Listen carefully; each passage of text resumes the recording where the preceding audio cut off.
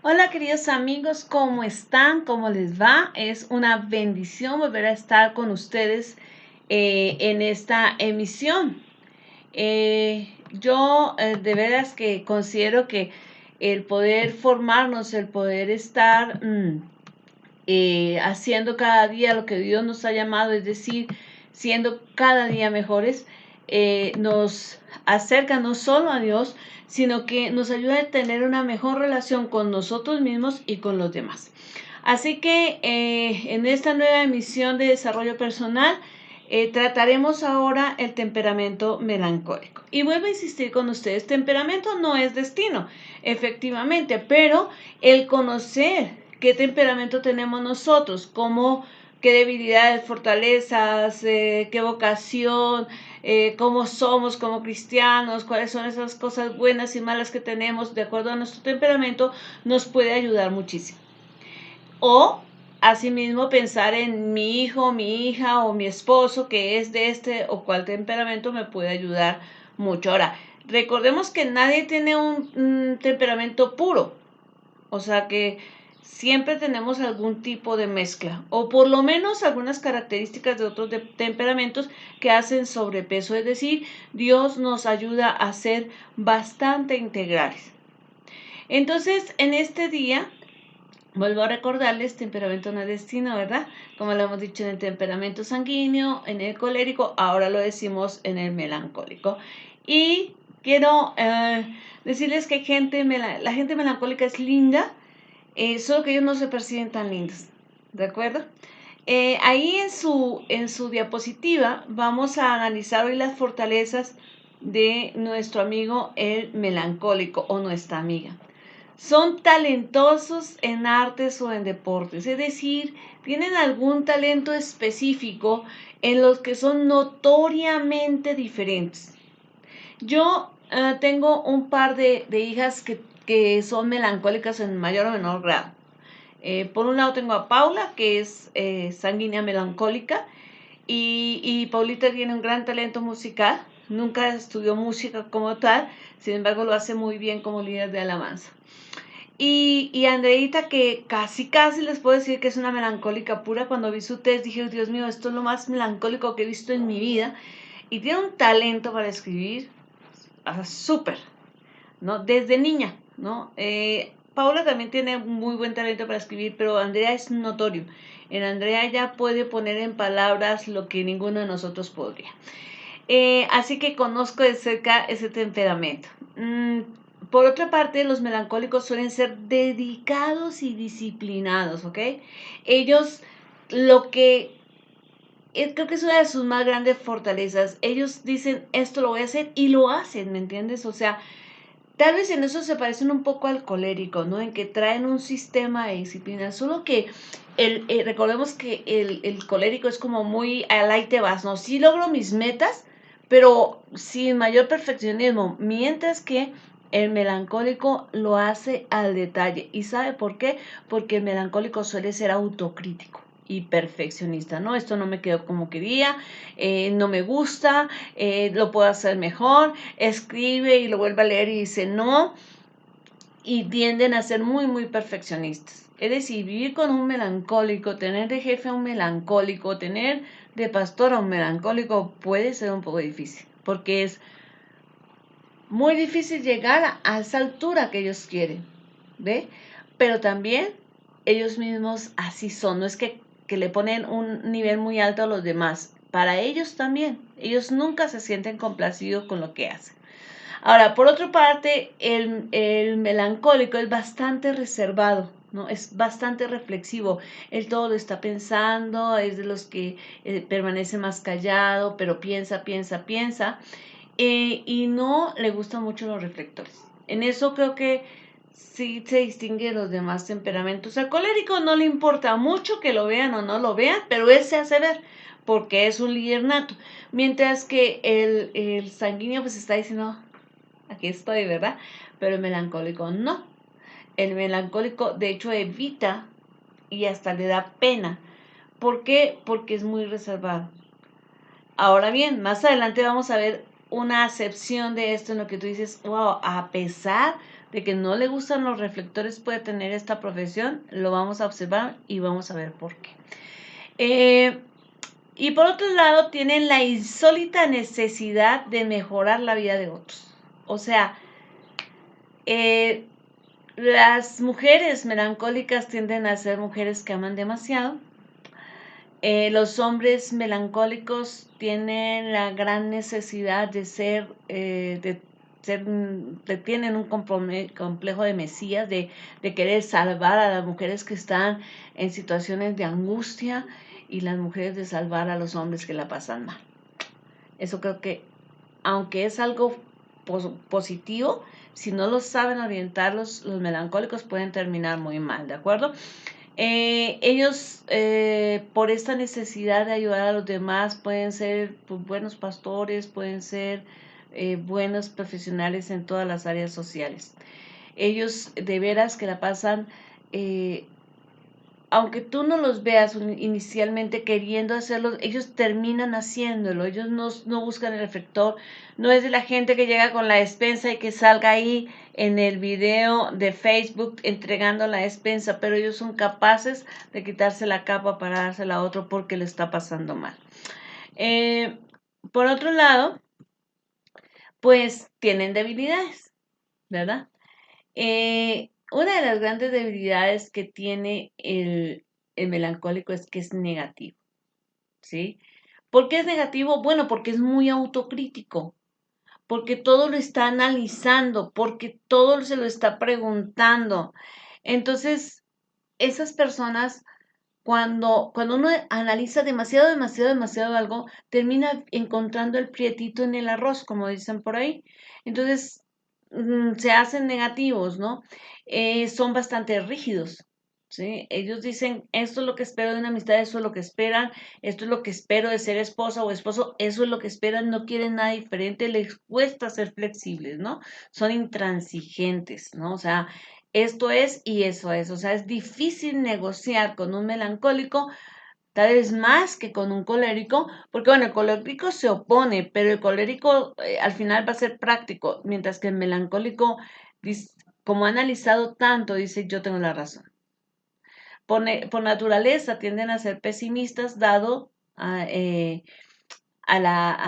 juicio, al análisis, a la crítica, al ser tan detallistas en cada una de sus cosas, ¿no? Y es un duro crítico de sí mismo y de otros. O sea, el melancólico no solamente critica o es un duro juez para otras personas, él mismo es un duro juez para sí mismo.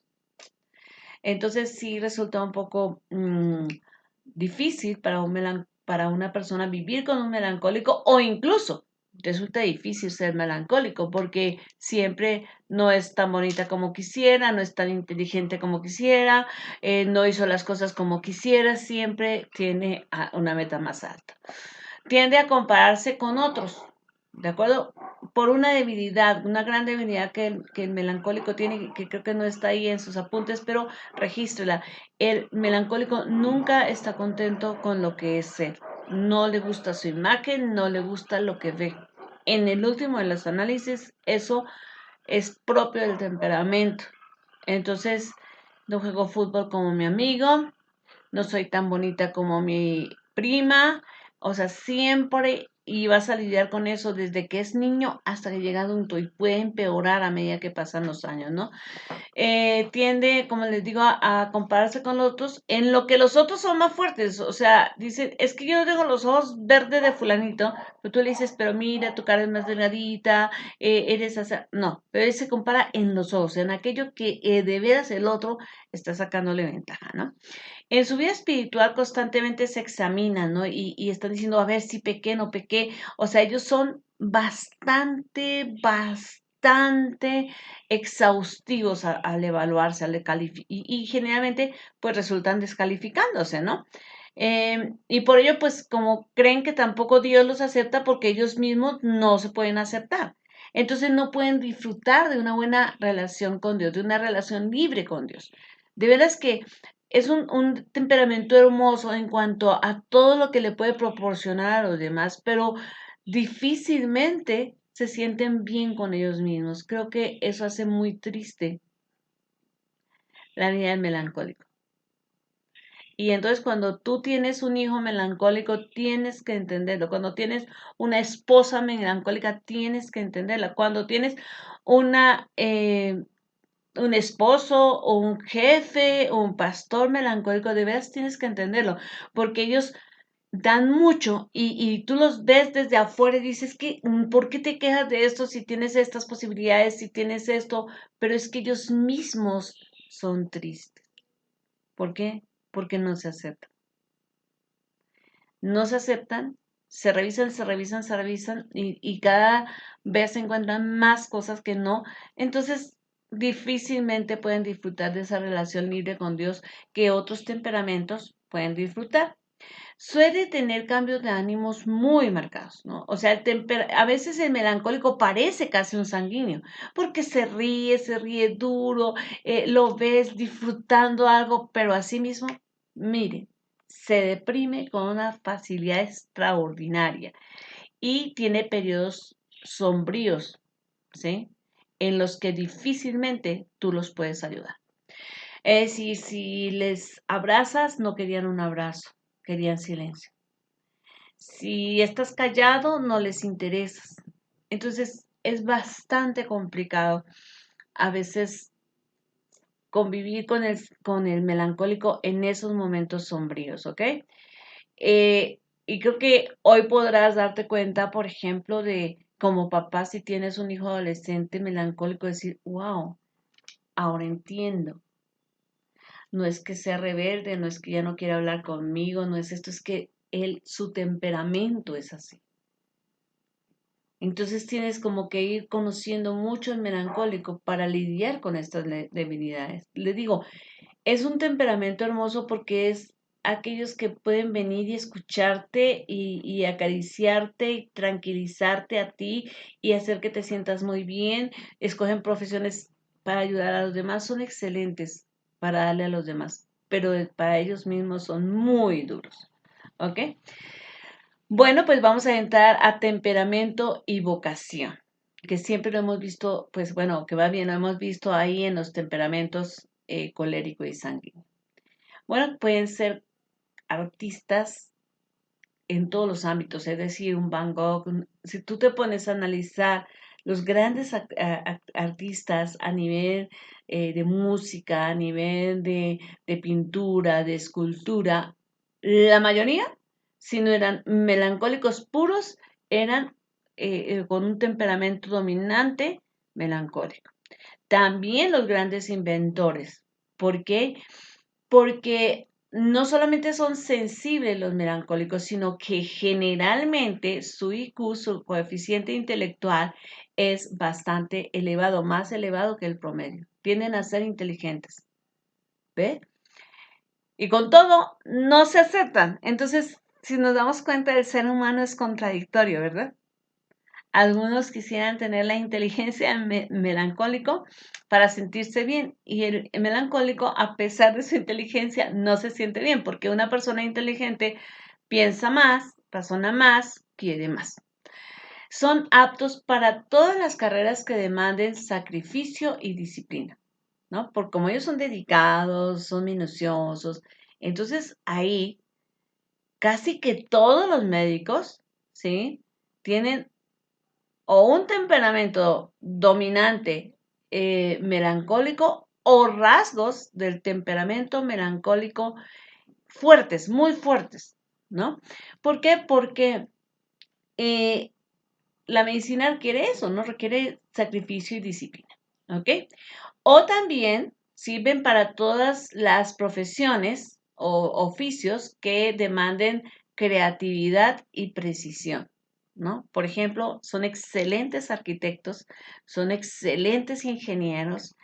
¿Por qué? Porque requieren eso, ¿no? Precisión, creatividad, ¿no?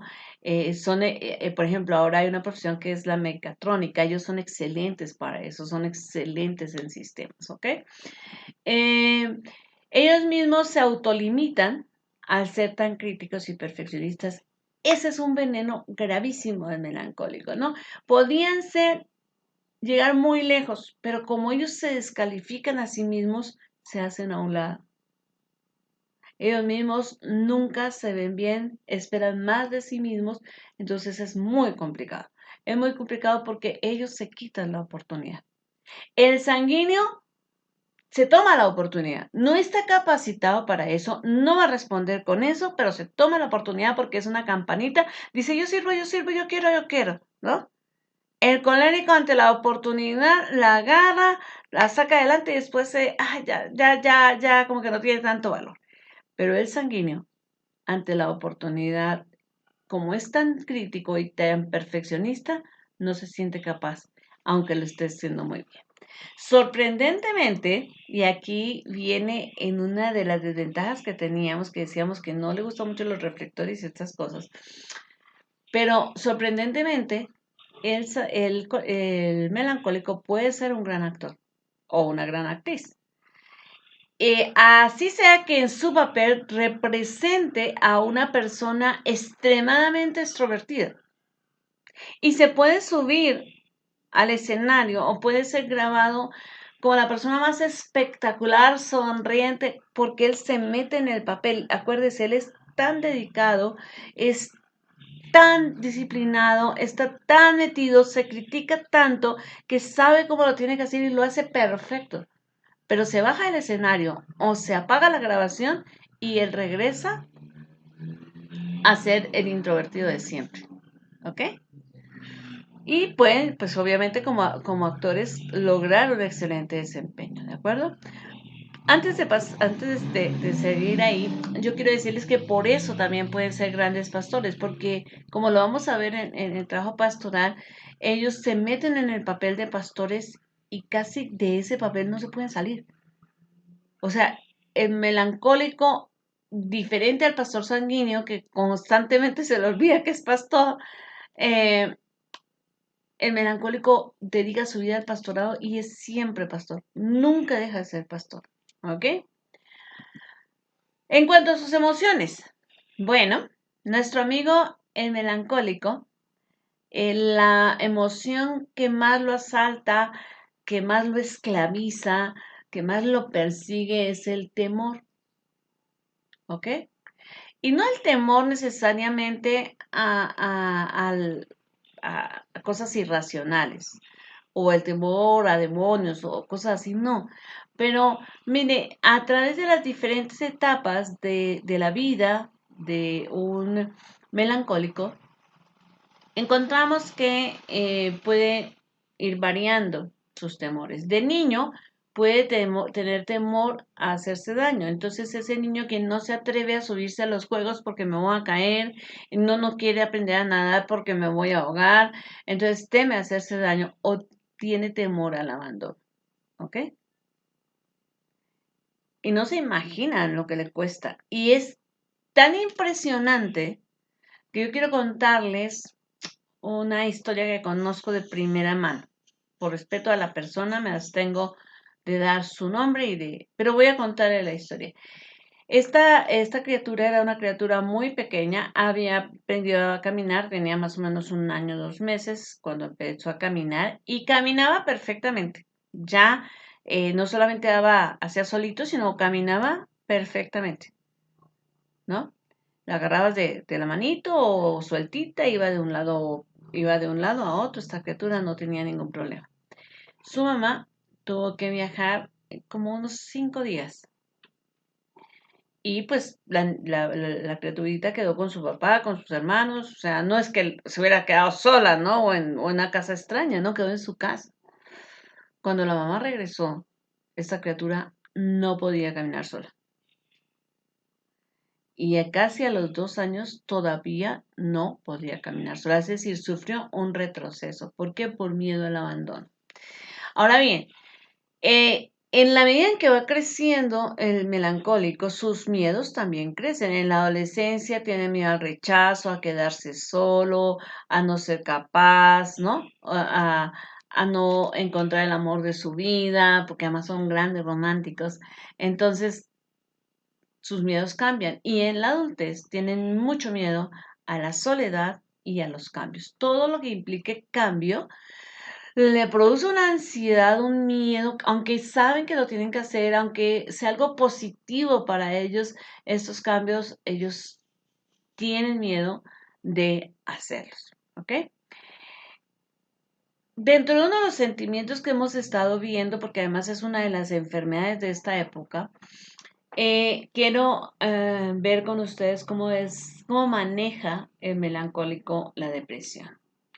Pues quiero decirles que el melancólico se deprime con una facilidad extraordinaria, mucho más que cualquiera de los otros temperamentos, ¿no? ¿Por qué? Porque es autocrítico, ¿no? Sí, es decir, es un autocrítico, o más bien es crítico consigo mismo y con los otros, ¿de acuerdo? Entonces, si el novio que tenía no fue lo suficientemente cariñoso o respetuoso, se deprime. Si la esposa no es la mamá que le espera, se deprime. Si ella o él no alcanza el objetivo como lo quería cuando lo quería, se deprime. ¿Ok? Entonces, es muy difícil no deprimirse para el melancólico. Desde chicos, como les decía, no se aceptan a sí mismos. Y con el tiempo, este rechazo, este autorrechazo que tienen, aumentan, ¿sí? Así que si no son tratados por Dios, el hecho de que no se acepten, de que no se quieran, se va a notar cada vez más. Y uno dice, Dios mío, qué terrible es que no puedas ver que tú eres bueno en esto, ¿no? O sea, casi casi se pintan como los más feos, los más brutos, los más tontos, y uno dice, no, pero no es así, no es así, ¿no? Eres bonita o eres guapo o eres inteligente. No, no, es que yo no, es que esto me quedó feo, es que yo no sirvo, para nada sirve. Entonces tú dices, no, no es así, pero ese es su temperamento. Ahora bien, por tener un bajo umbral a la ansiedad y a la tensión, se deprimen, ¿ok? O sea, si hay cosas que los presionen a ellos, digamos, demasiadas tareas, situaciones económicas o familiares que produzcan mucha ansiedad o mucha tensión, la reacción natural del melancólico es deprimirse, ¿ok? Fíjese que no así el colérico. Acuérdese que el colérico, si hay cosas que lo abruman, dice, a ver, entonces más fácil me desentiendo de la depresión y salgo adelante, aunque haya tenido el momento más difícil de mi vida, pero como hay alguien o algo está demandando de mí, yo me activo nuevamente. El melancólico no. El melancólico ante la ansiedad, ante la tensión, se deprime mucho más. El melancólico puede llegar a ser un mártir de sí mismo porque tiene una lucha en su interior entre la abnegación, acuérdese, el ayudar a los demás, el ser bueno para los demás, ese carácter bonachón, digámoslo, y la autopersecución. Es decir, él nunca se siente bien, él lo está haciendo mal, él no pudo, él es un tonto, él fracasó. Entonces, es como, quiero ayudar a otros y quiero ayudarme a mí mismo, pero me persigo. Entonces, eso produce que se sienta como un mártir, ¿no? O sea, no consigo lo que yo quiero hacer, siempre quiero hacer lo bueno por los demás, pero no llego a eso porque yo mismo me estoy boicoteando, ¿no? De la mano de Dios, un melancólico puede mantenerse a salvo de su depresión. ¿Por qué? Porque recuerde que es, perdón, un gran creativo, ¿de acuerdo? El melancólico es, por definición, como lo veíamos, una persona con una gran imaginación porque está muy introvertido, muy metido dentro de sí mismo. Entonces, lo que no vive hacia afuera o socialmente lo está viviendo en su interior. Entonces, el Señor le permite tener a él una gran imaginación para poder imaginarse de otra manera. Es decir, si un melancólico se toma de la mano de Dios, Dios le permite dibujarse. Es curioso, pero es como si sacara un retrato de cómo serían, de cómo se verían, de cómo sería su matrimonio, de cómo serían estas cosas.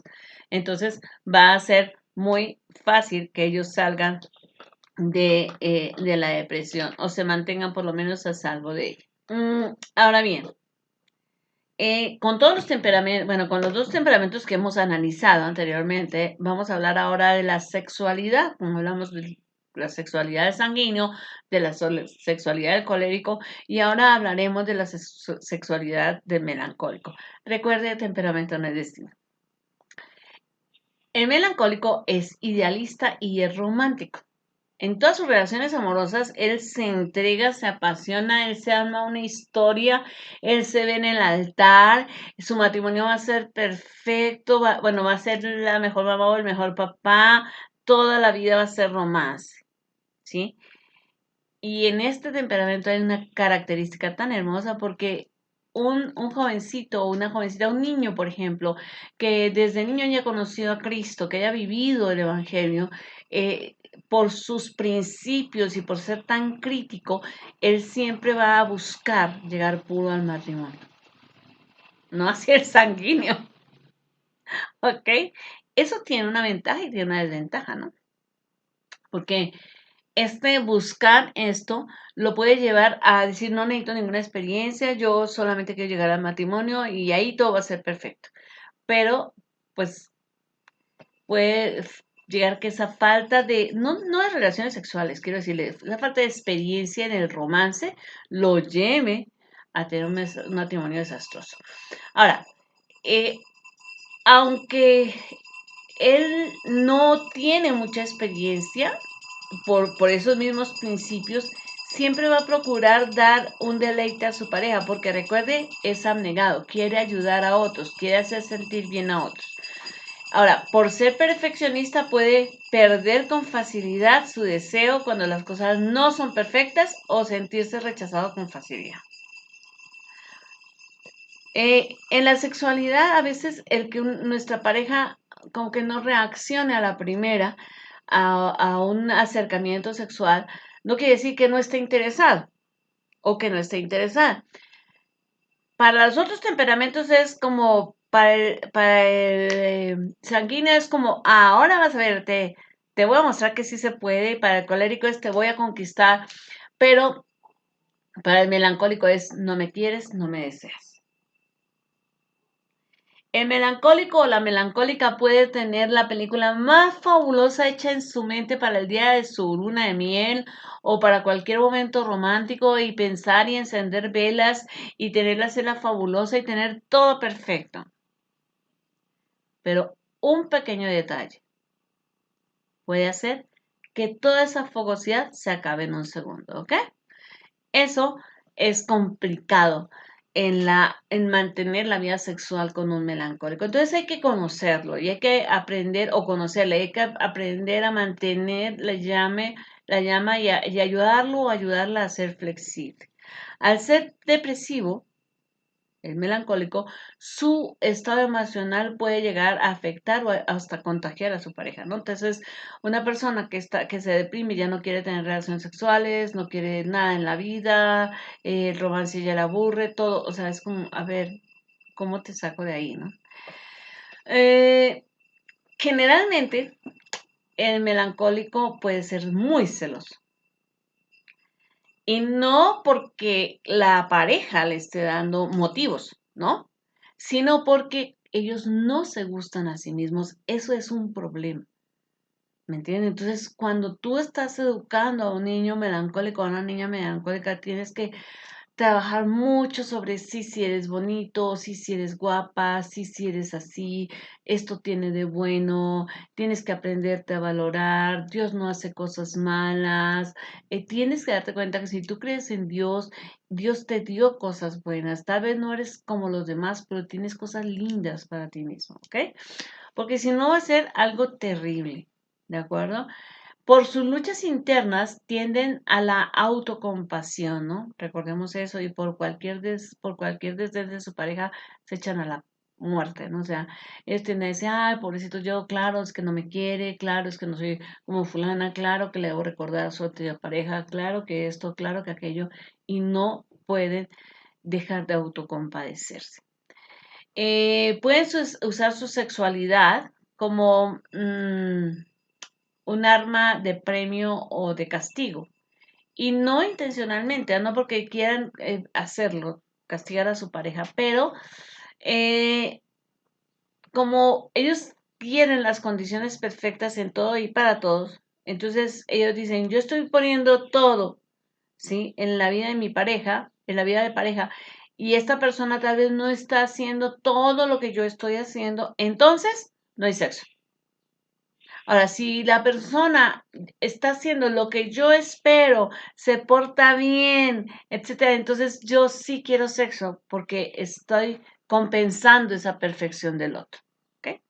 Entonces, es de cuidado y si tú eres una persona que eres melancólica, tienes que evaluar esta parte y darle chance a tu pareja de entender que no todo siempre es miel sobre hojuelas. Para que una persona, y lo hemos insistido, para que una persona pueda tener una vida, pese a todo temperamento, pese al temperamento que tenga, pueda tener una vida activa, una vida sana, una vida equilibrada, debe tener una buena vida espiritual. Entonces, la buena vida espiritual la dividimos en varias partes. La primera parte es la lectura de la palabra. El temperamento melancólico, una persona de temperamento melancólica, una vez que se convence a sí misma de que es buena o es necesaria la palabra en su vida, entonces se va a dedicar al estudio de la palabra, ¿no? Y a meterse y leer y rápidamente lo captan o lo leen varias veces para tratar de entender más allá de lo que ven aparentemente, pero esto lo puede llevar a deprimirse.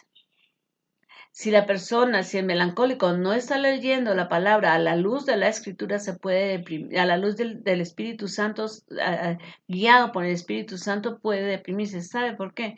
Porque va a empezar a juzgarse, a condenarse, ¿no? ¿Por qué? Porque es muy autocrítico. Y sí, la palabra debe alumbrar nuestra vida espiritual y debe decirnos, oiga, esto está mal, ¿no? Pero también debemos entender que el que comenzó en nosotros la buena obra la va a terminar. Entonces quiero que entendamos que sí, que tenemos que hacer un esfuerzo y vivir una vida dedicada a Dios, apartarnos, llevar nuestra vida con santidad, pero pues también tenemos que darnos chance de entender que somos humanos, ¿no? En cuanto a la oración, este es el temperamento con mayor tendencia a una vida de oración sincera y ordenada en tiempo, en forma y en contenido. ¿Ok? O sea, ellos le dedican el tiempo que se tiene que hacer, lo hacen de la manera que se tiene que hacer y casi casi tienen su lista de oración bien establecida. Pero por sus tendencias depresivas y de autocompasión deben ser cuidadosos de no caer en la queja, porque el melancólico tiende a decir, pero ¿por qué, Señor? Pero si yo hice esto, Señor, pero yo ayuné, Señor, pero yo te pedí, y entonces empiezan a quejarse, y lo siguiente que les puede pasar es que abandonen su vida de oración. O sea, yo pedí, yo hice, no me contestaste, me alejo de ti. Entonces, eso es complicado, ¿no? Por otra parte, en cuanto a la santidad, como son tan autocríticos consigo mismos y hacia los otros van a buscar la pureza de sus pensamientos y de sus acciones. Eso es muy importante. Este temperamento, por su temperamento, va a querer buscar la, la, la santidad, pero puede afectar su santidad la autocompasión, ¿no? Como, pues sí, Señor, pero toda la vida yo te he obedecido, toda la vida yo he hecho esto, entonces, pues ni modo, voy a tener este amante, porque ni modo, ¿no? Por eso pueden llegar a perder su santidad, ponerla en riesgo, pero si controlan su autocompasión, pueden mantener muy, muy bien su camino a la santidad. Ahora, ¿cómo afrontan las aflicciones y las dificultades los melancólicos? Yo creo que ya adivinaron, ¿no? Por su tendencia a la autocompasión se preguntarán ¿por qué a mí y por qué yo y por qué para mí? ¿No? O sea, ¿por qué me pasa esto a mí? ¿Por qué me está pasando esto a mí? Pueden deprimirse e imaginar que las cosas cada día van a ser peores. Es decir, él ante una aflicción no va a decir, mañana va a salir el sol, no va, no. No va a decir yo lo puedo hacer, yo lo puedo librar, no. Él va a decir porque a mí qué me pasa, si ahorita que estoy joven me pasó esto, si eso que yo diezmo me pasó, entonces me va a pasar peor y entonces voy a terminar en la ruina, entonces voy a terminar así, se hace una película terrible. Entonces tienen que ser muy cuidadosos respecto de esto. Ahora, ¿cómo son los pastores melancólicos? Una vez más, te pido que si ves aquí retratado a tu pastor, por favor, no lo juzgues. Si tú no eres pastor y estás viendo retratado aquí a tu pastor, lo que Dios te está mostrando es para que ores, no para que critiques, no para que estigmatices a tu pastor. Y si tú eres pastor y te ves reflejado en este temperamento melancólico, quiero decirte que temperamento no es destino. Quiero decirte que no es esto así que debe ser, es simplemente un estudio que se ha hecho por personas calificadas y que nos han ayudado a entender los temperamentos, que nos ayudan a entender cómo somos. Y cuando yo puedo decir, puedo hacer un buen diagnóstico, el tratamiento casi casi llega por sí solo, porque ya sé qué pedirle a Dios y sé cómo manejarme. Entonces, ánimo si eres un pastor melancólico, tienes muchas cosas lindas, ¿ok? Vamos a ver las ventajas de un pastor melancólico. Son dedicados a su labor pastoral, muy dedicados como nadie. Ellos se ponen, ellos reciben el ministerio y se funden con el ministerio. Nunca van a dejar de ser pastores, en su corazón siempre van a ser pastores. Su creatividad y la necesidad de servir a los demás lo hacen excelentes pastores. Ellos miran cómo pueden atender a esta persona, ellos miran cómo pueden organizar esta iglesia, ellos miran cómo se puede hacer este evento para que la gente no se sienta mal, para que todos tengan, son excelentes. Su autodisciplina y su autodeterminación los ayudan a dar un muy buen testimonio. Los pastores melancólicos tienden a ser pastores de muy buen testimonio. Y en eso, pues mis respetos a todos los pastores que sean melancólicos, mis respetos hacia ustedes. Desventajas del pastor melancólico, como todos los demás temperamentos, al ejercer el pastorado, pues sí, tenemos desventajas, ¿no? Su tendencia a la crítica de la perfección puede afectar su ministerio, porque nunca se siente contento con lo que está haciendo ni con lo que hacen los demás. Entonces todo lo observa, no, pues este hermano hubiera podido hacer esto, hubiera podido hacer aquello, él mismo se castiga, es que si le hubiera dedicado más al mensaje, es que si hubiera estudiado más, o sea, nunca está contento. Su tendencia a la depresión y a la autocompasión puede afectarlo seriamente. Seriamente, es decir, él siempre se va a estar sintiendo como pobrecito, pobrecito, pobrecito. Entonces, como que, a ver, si eres un pastor melancólico, es como, a ver, no me voy a deprimir por lo que la gente piense. No soy el malo de la película, tampoco soy una víctima en la película, ¿no? Y le cuesta separar lo que es él de lo que es su ministerio. Es decir, alguien puede decir, es que en la iglesia está faltando, no sé, visitación, pero no están hablando de él, no están diciendo que él es malo, están diciendo que eso falta dentro de la labor pastoral. Una cosa es lo que yo hago y otra cosa es lo que yo soy, ¿de acuerdo?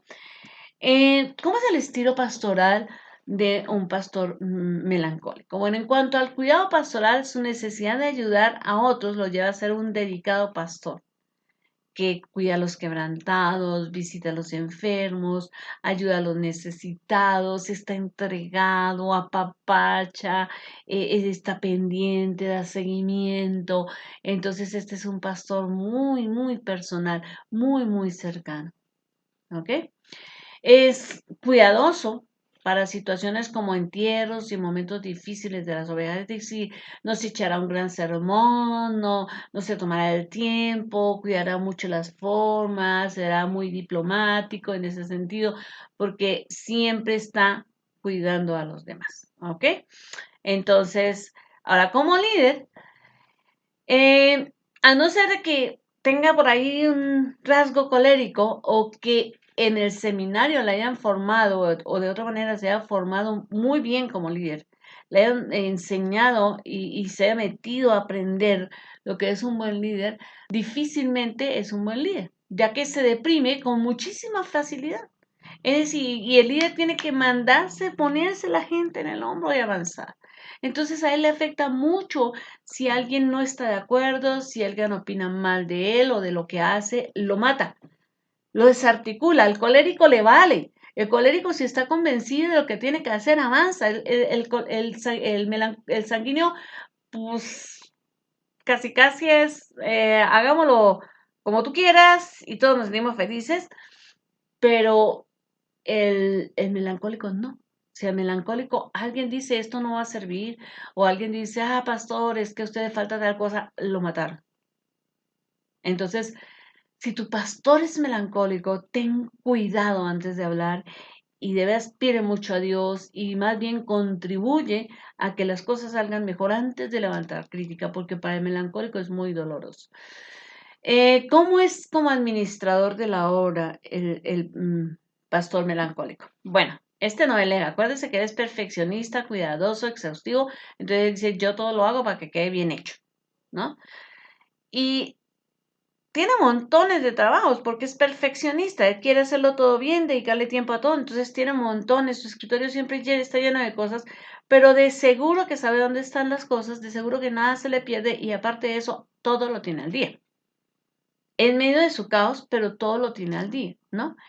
Puede ser que el pastor melancólico no diga, hiciste mal esto, o no se eche un gran discurso sobre cómo es que se debe hacer aquello, pero sus gestos o sus decisiones pueden desaprobar a alguien, ¿no? Bueno, ok, bueno, sí, este plan de oración, pues lo veremos. O sea, como que dice, no quedó bien hecho. O sea, no da la talla de lo que yo quisiera, ¿no? Y no le dijo a la persona, lo hiciste mal. ¿Te faltó profundidad? No. Siempre, lo veremos, ¿no? O simplemente, ok, muchas gracias por el plan de oración, yo lo voy a reestructurar. Ya tomó una decisión que le dijo al otro, esto no me gusta, ¿no? Ahora, como consejero, puede llegar a identificarse con los que se autocompadecen, es decir, con la persona que llega diciendo, ay, es que a mí siempre me ha pasado esto, o yo siempre he estado triste, o eso. Él rápidamente se identifica, es muy simpático y muy empático, ¿no? Y por lo tanto va a evitar confrontar, ¿no? O sea, si él ve a una persona autocompasiva, una persona, por ejemplo, depresiva, él no la va a confrontar porque él mismo se ve reflejado ahí, ¿no? Entonces él va a dar mil vueltas para al final tener que confrontar, porque al final eso es lo que tenía que hacer, ¿no? Difícilmente mm, como pastor consejero va a soltar la carga de lo que acaba de oír. La tragedia de otro le impacta, se la lleva a su casa, le pide a su esposa y a sus hijos que estén orando por este hermano, que le tengan paciencia y casi casi no los deja olvidarse de que este hermano está en esa necesidad. Y todos los días está ahí, pobrecito, como se diría el hermano, que le habrá pasado y no nos suelta al aconsejado, ¿no? Y por otra parte puede desarrollar culpa, porque él siente que él y su consejo y sus oraciones deben siempre dar un resultado positivo en la vida de los demás. Entonces, no se va a perdonar el hecho de que alguien que él había ministrado ni que había dejado el alcohol vuelva a recaer, o que un matrimonio que él había aconsejado para que no se separaran, se separan, eso lo va a golpear muchísimo. ¿Por qué? Porque él siente que es su responsabilidad que todo permanezca en orden, ¿no? Y en cuanto a la vida social, pues eres un introvertido de tiempo completo, ¿de acuerdo? Entonces, así como que no es su fuerte, pero si se mete en su papel de pastor, si él dice, ok, bueno, no me gusta mucho sentarme a comer con todo el mundo, pero yo soy el pastor. Entonces se sienta, come con la gente y se siente re bien, o sea, se siente cómodo con la vida social de la iglesia si se mete en su papel de pastor. Así que quiero decirle, mis queridos hermanos y amigos, que eh, todos los temperamentos, como hemos visto hasta aquí, eh, pues tienen cosas buenas, tienen cosas malas, tienen agradables situaciones y tienen cosas que debemos observar. En todo caso, como cristianos y como pastores, debemos buscar siempre la mano de Dios para que aquellas cosas que son debilidad, Dios nos fortalezca. La promesa de Dios a Pablo es muy gráfica, ¿no? Porque en tus debilidades yo me hago grande, me glorifico. Entonces no hay problema, tenemos debilidades, no nos vamos a gloriar de ellas, pero vamos a ponerlas en las manos del Señor. Ha sido un placer estar con ustedes y la próxima semana veremos el temperamento flemático y vienen más temas muy interesantes sobre el temperamento.